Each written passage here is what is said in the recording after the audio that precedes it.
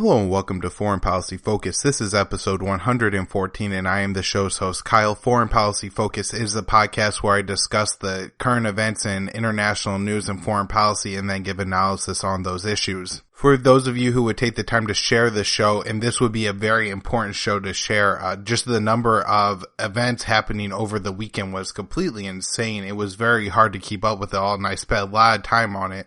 And so I think if you want to give somebody an episode of Foreign Policy Focus to listen to kind of, maybe get up to date and up to speed on what's going on so they could start to follow these issues, this would be the show I go with. So the libertarianinstitute.org, foreignpolicyfocus.libsyn.com, or the Facebook page Kyle's Files, any of those places you could easily find the show and share it. I would really appreciate it to everybody who could take the time to. I honestly think there's 6 or 7 stories that I could really sit here and talk about, almost give it, dedicate an episode to. So what I'm going to try to do in this particular show is I'm going to just discuss it a little bit and then give an article that you could read if you want to get into a little more depth. The first thing I want to talk about, and not gigantic news, but just kind of on the top of my list, and that is Senator Rand Paul was assaulted in his home. For those of you who maybe aren't, libertarians, but are more anti-war from the left perspective, you might not be huge fans of Rand Paul. But certainly if you look at the Republican side of the party, and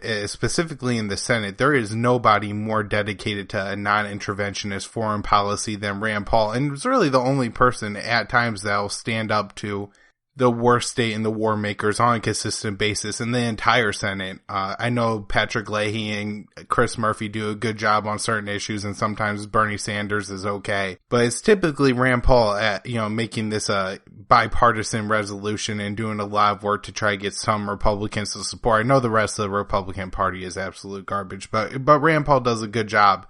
And so while it was initially reported that Rand Paul only suffered minor injuries, it does look like Rand Paul suffered from 5 broken ribs and then some other bruising and other issues. And somebody say the injuries could have possibly been life-threatening, although it does seem like Rand will end up being okay and hopefully one day be able to return to work. However, Rand Paul does seem like he will be out of commission for a while. This likely means less appearances on TV shows, and while he may not go on MSNBC a lot, he, is on Fox News on a pretty decent basis. This means that he won't be on the floor to cast votes and just be as active and productive in DC. So from the standpoint of anybody who cares about the wars and the foreign policy of America and how, our interventionism is really creating a lot of trouble, I think this is a rather important issue. And while Rand Paul certainly isn't perfect on the war issues, he is really good, and I wish him a quick and speedy recovery. We also had a huge shooting in Texas. This is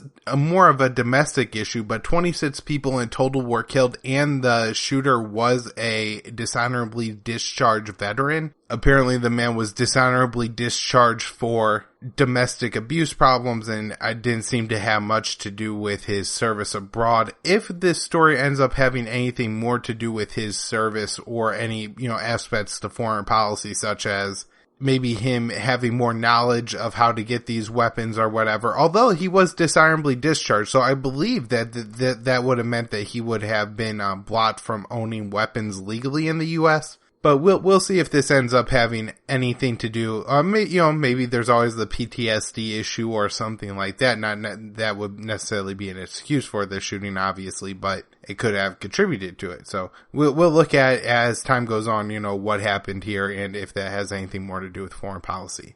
A huge story and this is probably the one I was able to get into the least, and that is there was 13.4 million documents dropped called the Paradise Papers, and this is a brand new leak, and apparently what the leak is exposing is the offshore holdings of the super wealthy or super elite. And I'm not sure maybe, if ordinary people are going to get caught up and get their personal information thrown out there too in an attempt to take down the elite or whatever. That would sure be disappointing if that were the case. And as time goes on and we're able to research, how these leaks happened and stuff, because, it's not necessarily a great thing if the information of people is being leaked out there for no reason. However, there is some illegal dealings or shady dealings here. It would be important that they're exposed. And so we will see as, time goes on what more comes out of the Paradise Papers. I will link to an article published by, I believe, The Guardian. They did a pretty good job of kind of detailing what's in the papers and what might be some of the bigger stories. One of the stories coming out of it, and it seems to be mostly a nothing burger, is as a Trump associate, Wilbur Ross, I guess, had some connections with a company also connected to Vladimir Putin. However, Putin's a wealthy elite. Putin has a lot of money. There's a lot of corruption that goes on in the Russian government. And while on this podcast, I don't regularly denounce Vladimir Putin or anything, he's a very corrupt individual. I certainly wouldn't want to live in Russia under Vladimir Putin, although, there are certainly worse places, to live, Somalia, Yemen, Saudi Arabia, etc. But Vladimir Putin certainly is a very corrupt man and has done a lot of very shady business dealings that have probably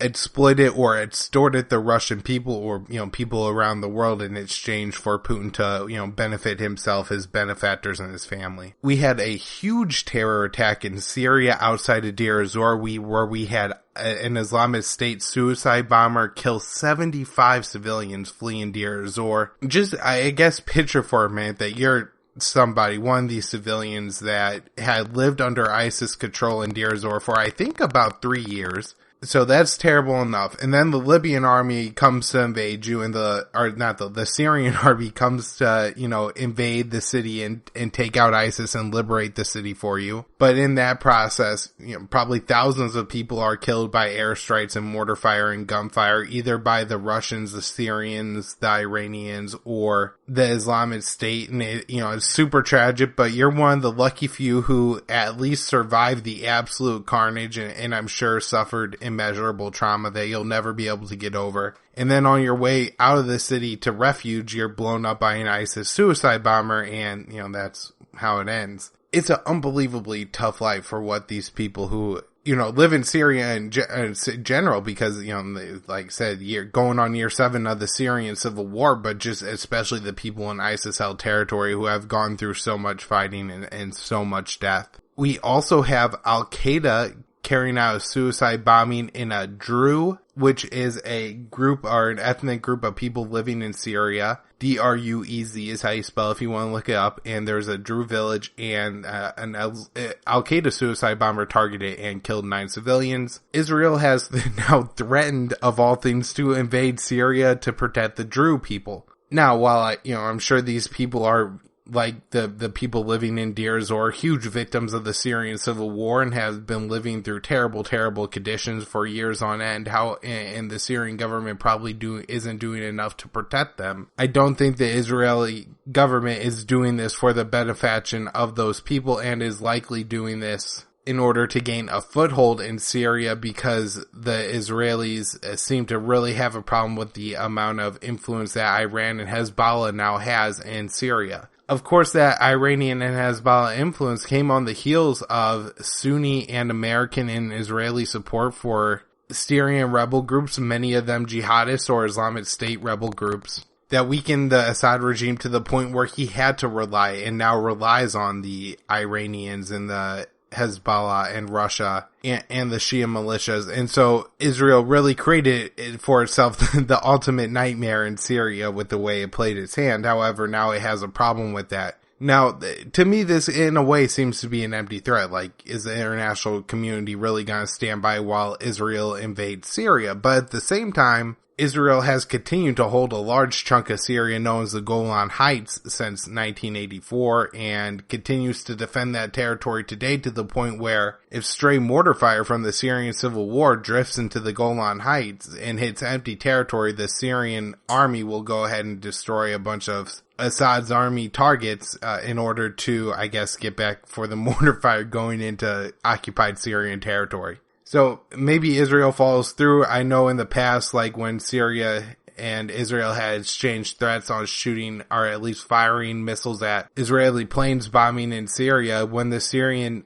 army has decided to go ahead and fire SAMs at the Israeli warplanes, the Israelis later bomb those SAM sites. I linked to an article by Jason Ditz kind of explaining what's going on there. In North Korean news, we have the United States now having 3 aircraft carriers in the Pacific, and while the U.S. says this is kind of a coincidence, it seems to be a little bit more than that because we also have Trump in the Pacific right now on his Asia visit. I think over the weekend he traveled to Hawaii briefly and then made his way onto Japan where he dumped a bunch of fish food in a tank today, and all the while talking, up war with North Korea. Of course, the media likes to always point out these ridiculous things whenever presidents go overseas. They never talk about like the foreign policies and the huge issues that they should be talking about, but whether it's the Saudi sword dance or, what the first lady, Michelle Obama especially, or even Melania Trump now war in Saudi Arabia, or Trump feeding fish in Japan, these tend to be the stories that get the most tweets and media attention, while stories about, let's say, maybe Trump talking to the Japanese leader about nuclear weapons or North Korean policy gets a little bit swept under the rug. The 3 carriers the U.S. has in the Pacific are the Reagan, which I believe is stationed in his home port is in Japan. The Nimitz, that was, I believe, in the Indian Ocean and is now traveling through to the Pacific. And then the Roosevelt, which I believe is heading from the U.S. to the Indian Ocean. So the U.S. Army says, they just happen to all be in this place at the one time. But it does seem quite coincidental that would be at the same time that Trump was in the Pacific. And also Trump is going to visit the demilitarized zone in North Korea. This is a huge story that I'm definitely going to get into before that event happens. It will certainly be interesting to see if the North Koreans, end up having any kind of problems with this and making any kind of threats. I can't imagine they would. This seems like a very high stakes situation though. And hopefully the North Koreans understand that, they really can't afford to be mucking around when Trump is in the DMZ, but Kim Jong-un could take maybe real offense to it, and we could see, some fireworks being lit for absolutely no reason. We had the Pentagon releasing an assessment that was asked for by, I believe, 2 Democrat senators on what it would take to secure North Korea's nuclear weapons. The Pentagon says it would take a ground invasion that would kill at least a couple million people. This seems to be the problem with North Korea, is that there's no way for the United States to possibly successfully take out the Kim Jong-un regime and secure the nuclear weapons without millions of people dying, if not even more. And those would be millions of people, South Koreans, Japanese, Americans, not millions of people, including the number of North Koreans, which, who knows how many millions of North Koreans would die. This seems to be another case where it's absolutely 100% for sure that there's no way the United States could go to North Korea, because just look at the facts. But I also kind of felt that way about Donald Trump and the Iran nuclear deal, that there was no way he could decertify the deal, because 100% look at the facts. Mattis, Tillerson, Dunford, everybody is saying, hey, Donald, the Iranians are making good on the deal. But at the end of the day, Donald Trump went ahead and decertified that deal. So who knows what ends up happening in North Korea and then in South Korea while Trump is in the DMZ. And I will be linking to a article on the U.S. military buildup in the Pacific. I think it's a Zero Hedge article in the show notes. Alright, so here's the Catalonia stuff. Over the weekend, we had the Spanish government issuing, I guess, a European warrant for the Catalan President plus 4 of his top aides. I'm not sure if they were aides, advisors, cabinet members, but I've seen them referred to as advisors or aides. In response, they went ahead and turned themselves in to Belgian authorities. The Belgian authorities then released them on conditional bail that they don't leave Belgium while they have, I guess, an extradition hearing.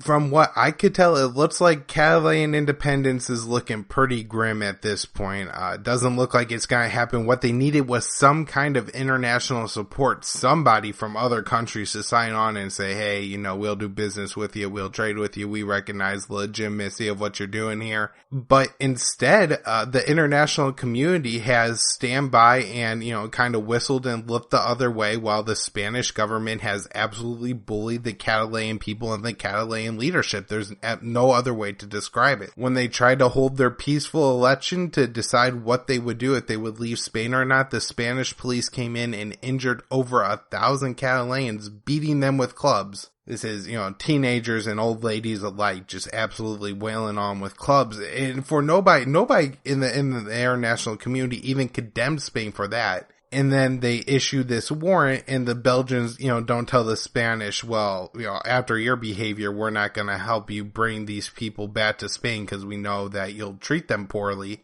Belgium goes right along it, and I'm sure we'll end up extraditing the Catalan President as well as his cabinet members. And I don't know if it'll end up being a situation where, like the Iraqi Kurds, where they've really lost. Not only have they lost from where they were, and as I predicted, I thought they would end up gaining a little bit more autonomy, but not independence. But what has happened is they have lost a lot of autonomy by going through with the independence vote. Speaking of the Iraqis and the Iraqi Kurds, we have the Peshmerga Twitter account bashing the United States. I should have looked to see if the tweets are still up, but there was definitely a few of them yesterday calling the United States backstabbers and saying that the United States betrayed the Iraqi Kurds. Now, it was just over a month and a half ago that the Iraqi Kurds controlled Kirkuk. They controlled all the way to Mount Sinjar. They were producing, I believe, 500,000 plus barrels of oil a day, and then held an independence vote, and 92% of the population voted for independence from the Iraqi central government. In response to that vote, the Iraqi Kurds weren't rewarded with, any kind of independence or additional autonomy, but instead gave up all of their land, the control over the Iraqi border with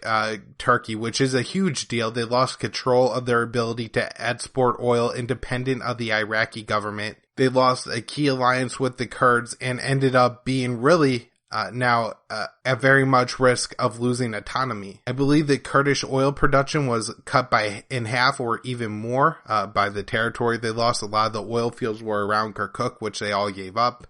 And so I guess from, this Twitter, seeing what the Peshmerga are tweeting out, they assume that the United States would tell the Iraqi government, that you cannot take all this U.S. equipment, and after the United States helped you fight a war against ISIS and roll through the Kurds, you just can't do it. Stay home, leave them be, and give them a little bit more autonomy, and that'll be that. But what ended up happening is the United States, kind of just, once again, like the rest of Europe did, stood silently by while the Iraqi government rolled through and took all the Kurdish territory. Now, there were a lot of problems with the Kurdish regional government, even prior to all this going on. Apparently, there was a massive budget deficit of $1.2 billion in the Kurdish government over the summer, and then they had to, I guess, give at least part of the control over the pipeline to the Russians. And so there's a lot deeper geopolitics going on in the region. However, the Kurds, have really, really lost. And so it'll be interesting to see what happens now. It would seem like the Kurds are defeated, but 92% of the Kurdish people, that was a strong demand from the mass to vote for independence. So, who really knows what happens moving from here with that amount of the population all supporting the independence bid. And obviously, I would guess large portions, at least of the Peshmerga, just general infantry and general guys fighting the war and all the people willing to pick up rifles. Who knows if the Peshmerga will lay down and accept losing a lot of autonomy from the Iraqi government, and what new alliances maybe form as old alliances die now that the Iraqi Kurds aren't allied with Turkey and the United States, and obviously they feel betrayed there. Maybe they take a different path. So we'll certainly see what happens. In Iraq, we had the United States killing 14 civilians and then one soldier also being killed. News out of Africa, the United States carried out its first and second strikes against the Islamic State in Somalia. Of course, I think ISIS in Somalia is really just a brand name, and most of the local jihadists there are all kind of Al-Shabaab guys. I have heard of some ISIS fighting with Al-Shabaab, so maybe there are some differences. The Al-Shabaab goals are much more regional than the ISIS kind of global jihad caliphate type. Really disturbing piece out of Libya, and this is kind of like, if you got kids around, definitely hide them for this one. And that is Libya being,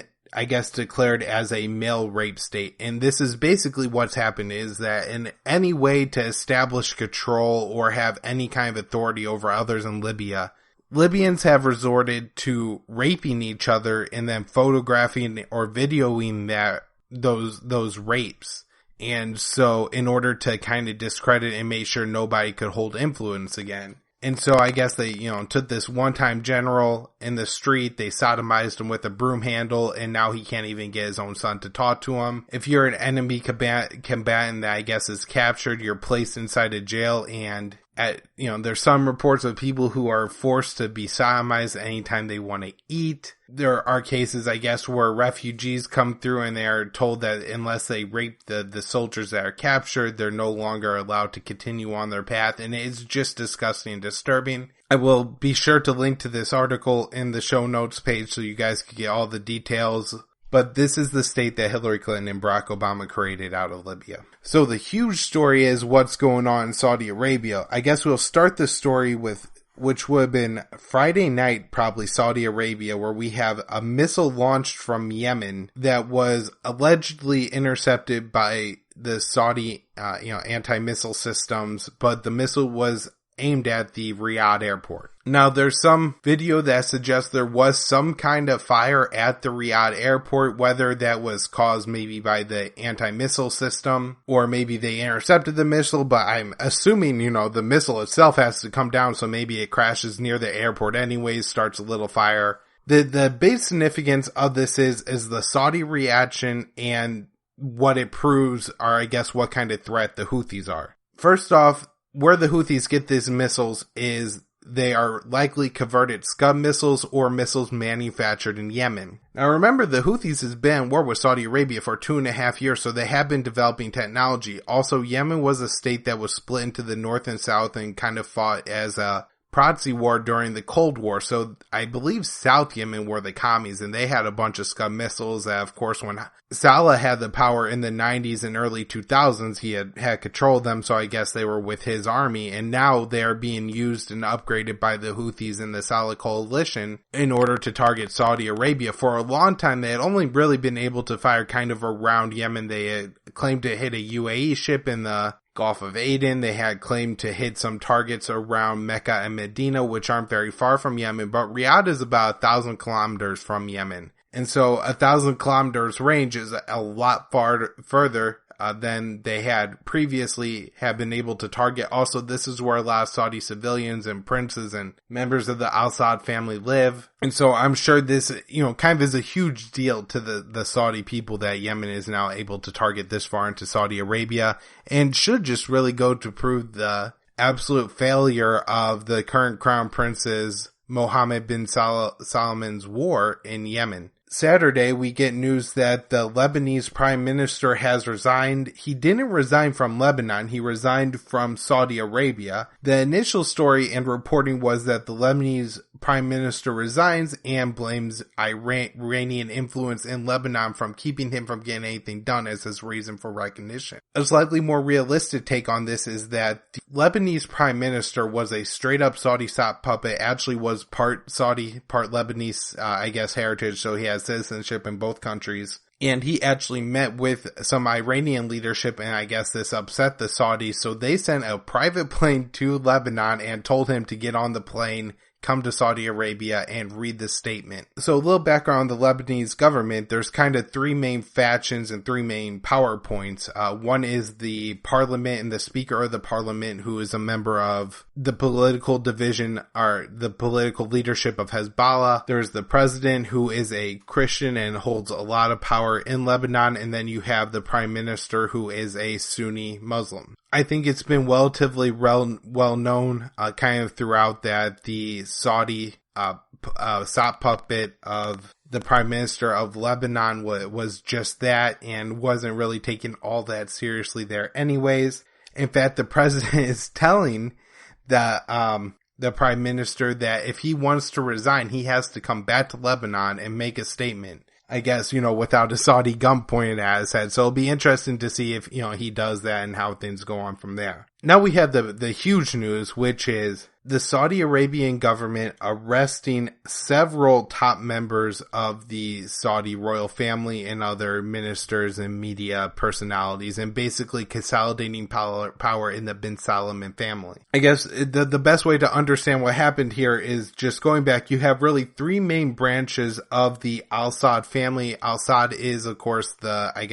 patriarchal monarch of Saudi Arabia. The three family groups are the Abdullahs. The former king of Saudi Arabia, not the current king, but the king before was King Abdullah. And this is the portion of the family that includes the bin Ladens. You have the Salman, which is current King Salman. The crown prince is Mohammed bin Salman. And then I believe you have the Naif, is how you say it, branch of the family. And the former crown prince was bin Naif. So in the past, I guess the three kind of groups of the family have all shared power, and that's how they maintain that in Saudi Arabia. However, with the latest moves, it looks like the Salman branch of the family has really consolidated power, and this was likely orchestrated by Mohammed bin Salman, the crown prince, who's, considered like the 32-year-old hotshot who started the war in Yemen and who's really been on the, path towards ultimate power in Saudi Arabia for the past few years. Over the summer, Mohammed bin Salman organized a corruption probe to look into corruption in Saudi Arabia, and they just came back with the results. And those results ended up in the imprisonment of several leading Saudi princes, including two sons of the former King Abdullah, the brother of Osama bin Laden, the richest man in Saudi Arabia and the sixth richest man in the world, the leader of Saudi state media, and several other leaders of different aspects of Saudi Arabia. Of course, it looks like bin Salman, I guess, will seize the wealth of all these people and become one of the richest men in the world. Al-Walid bin Talha was the sixth richest man in the world. He was actually the leading shareholder of Citigroup. And so, there's a lot of fallout here just outside of the foreign policy realm, just in economics and where everything goes.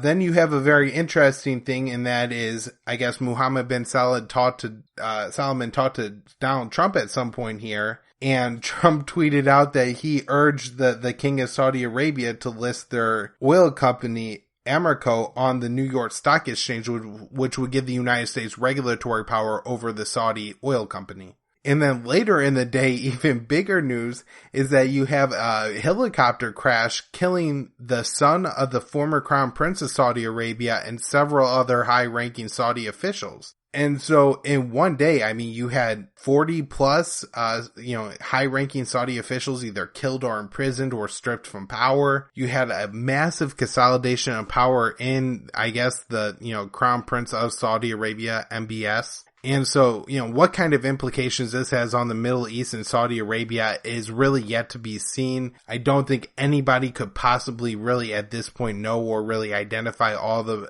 outcomes of what's going to happen here. But it certainly will shake things up and, kind of to see how this whole, reaction goes in Lebanon. Of course, it does look like Israel and Saudi Arabia are very concerned about Hezbollah and Iranian influence expanding and really want to take that down a peg, and what kind of course of action they'll take to make that happen is yet to be seen. But I think there's a lot of cards to be played right now. I do want to clarify. So a lot of times, people always talk about this as people playing 3D chess. And I think to an extent that is accurate to say that right now what's going on is, people are playing 3D chess. Because you really can't calculate all the moves and different strategy decisions that all the different individuals in the Middle East will play. However, I think the people playing aren't playing all that well and always aren't making the most logical moves. Sometimes, they make really bad moves, like the Iraqi Kurds who decided to hold a independence referendum at probably the time it was going to be absolutely the least effective. And so, just because a group or, different faction in the Middle East is doing something, don't assume that, it's going to make sense, but it still may be happening the way it's happening. And that's just because there's irrational actors in the region. Very last update I have, I'll make this one quick, and that is the Yemen cholera total is 895,000. So nearing 900,000. I'm sure that 1 million number is probably going to get hit by the end of the year. That's the current projection. And so it's an absolute tragedy. And really, look, we're moving towards it just being the absolute genocide of the Yemeni people. All right, for those of you who can, please take the time to share this show. I'm sorry there's a little bit of background in this episode. I heard a couple fire trucks go by, and there's a football game being played at the stadium across the way there. So a little noisy, but I think it was a pretty good show. foreignpolicyfocus.libsyn.com, thelibertarianinstitute.org. I'm part of the Libertarian Union on Facebook. Everybody go to the Facebook page and check out all the cool podcasts there. Other than my own show, there's several really good libertarian podcasts that are published on that page. And then my Facebook page is Kyle's Files. I'm on Twitter at KYAAALE. My personal website is kylesfilesblog.com. Publish a daily news roundup, and that's basically how I learn everything. Is I read all day and then I come talk to you 3 times a week. So hope you enjoyed it.